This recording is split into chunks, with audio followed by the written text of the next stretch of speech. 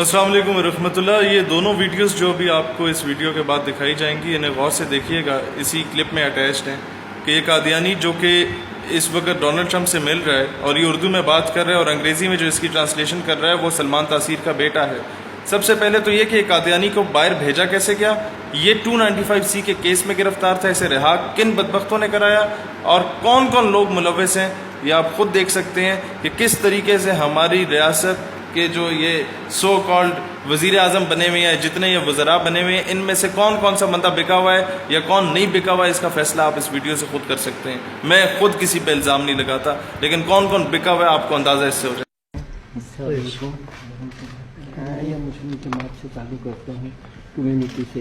I am from the Ahmadiyya Muslim community of Pakistan.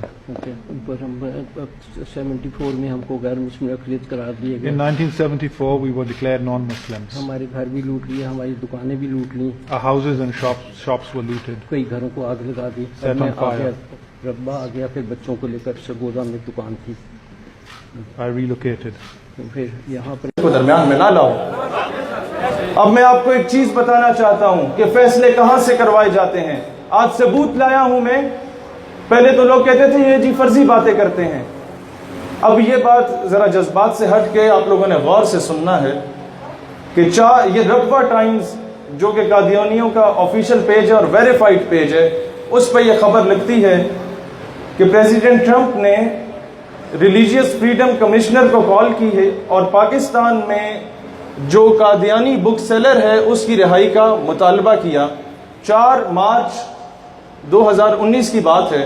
اس کے بعد 11 مارچ کو یونائٹڈ نیشن کا جو نمائندہ ہوتا ہے وہ پاکستان کو کرٹیسائز کرتا ہے کہ تم لوگ قادیانیوں کے ساتھ صحیح رویہ اختیار نہیں کر رہے. یہ 11 مارچ کی رپورٹ ہے.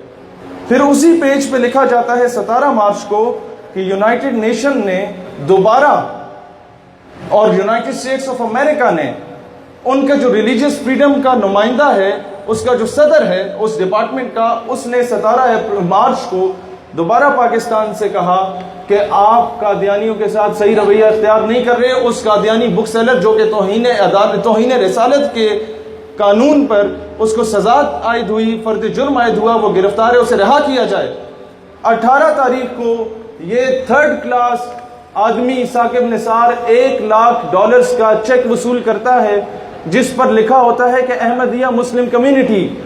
اس طرف بعد میں آؤں گا. 18 مارچ کو اس کے اگلے دن ہی یہ قادیانیوں سے وہ چیک وصول کرتا ہے ڈیم فنڈ کے نام پہ.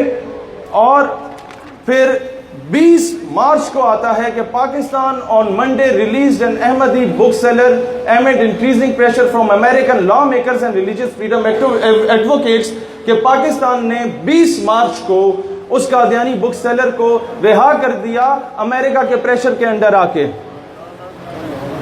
اب بولیں فیصلے کہاں سے کروائے جاتے ہیں, یہ چیز بتائیں. اب سنیں, مجھے بتائیں توہین عدالت کی دفعات لگتی ہے کیا پاکستان کے کانسٹیٹیوشن آرٹیکل نمبر پاکستان کے کانسٹیٹیوشن 7 سپتمبر 1974 کو کیا قادیانی ایک نان مسلم مائنورٹی ڈکلیئر نہیں ہوئے تھے؟ قانونی طور پہ ہوئے تھے.